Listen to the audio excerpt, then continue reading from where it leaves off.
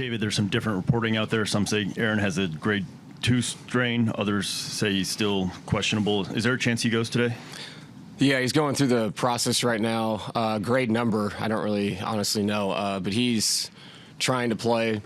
Obviously, he is injured, but he's going to go through the process, see if he can give us something.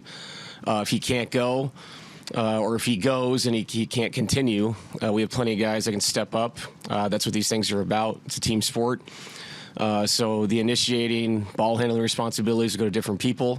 They've done that in the past throughout the season. Obviously, this is a big moment. But yeah, if Aaron can go, he'll go. That's who he is. There's a real toughness there. But sometimes being really, really tough and being hurt, that can get in the way. So we'll see when we get to game time. And then a quick follow-up there. What role do you see yourself playing in this decision? You kind of mentioned it there that he's a tough guy who wants to play. Yeah. But is there a role where you feel like you have to step in and say, hey, this isn't wise for the long term? I think my role as a coach is to make sure if it isn't wise to us winning the game, I have to get him out. But no, we've had a conversation, medical staff, Aaron. It's a personal conversation. You want to do what's right for somebody. You also want to know what the extent of an injury can get to. So those are the conversations we've had. I talked to him last night. So it's been an open dialogue, but we're working our way through it, see where where he's at right now mentally after he goes through the process. In your time around basketball, do you subscribe to the old adage that role players play better at home? And if so, do you have a reason for why that is? It seems like they do. I think there's just something about the crowd. It calms you down as opposed to the pressure of being on the road. I've seen statistics in the past where that's not the case, but it seems like for the most case it is. But this game is completely different. This is not like a comfortable game two, playing at home up 1-0 or something like that. This is it.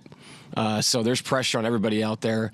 And missed shots and poor possessions feel like a lot more in a game 7. So, they've had their games here where they've shot the ball really well. They've had guys step up.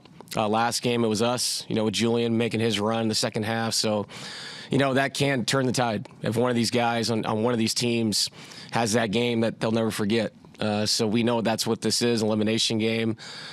So I'm hoping that that's not the case today. You mentioned Aaron's toughness, and obviously the guy who's going to want to play.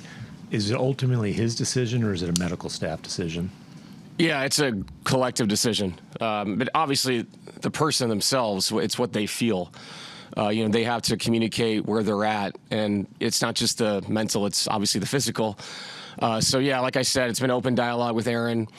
We will get to game time and make the proper decision for him, for us as a team.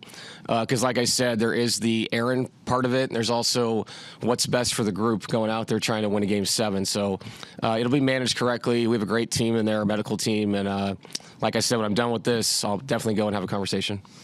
David, going through this thing for the first time as a head coach, what has been your process, and what have you leaned on to kind of keep your nerves in check? Yeah, this thing has not been anxiety-based for me. I just think if you have a process of doing your job correctly, getting ready for the game the right way, the 2 days off helped a lot, especially for me to organize myself and my thoughts. I'd say the challenge with this one is obviously when you have somebody you don't know if they're going to play or not, you have to prepare different ways. And that's how it was with Michael in the last series, because it changes your complete rotation. It changes your play calls. It changes your out-of-timeout plays, your end-of-game strategy, all that kind of stuff. So, yeah, my process has been the same. And it's a different role. It's delegation, all those things. But being the lead assistant for the last 4 years, there was a process with that as well. And each game was its own thing. And you just have to respect, what this is and these jobs that you have. Everybody on staff has the same thing. It's whether it's game 7 or game 7 of the regular season, it's do the job correctly, do it the best you can, and let things fall as they may. That's how I've looked at it. I feel like most people just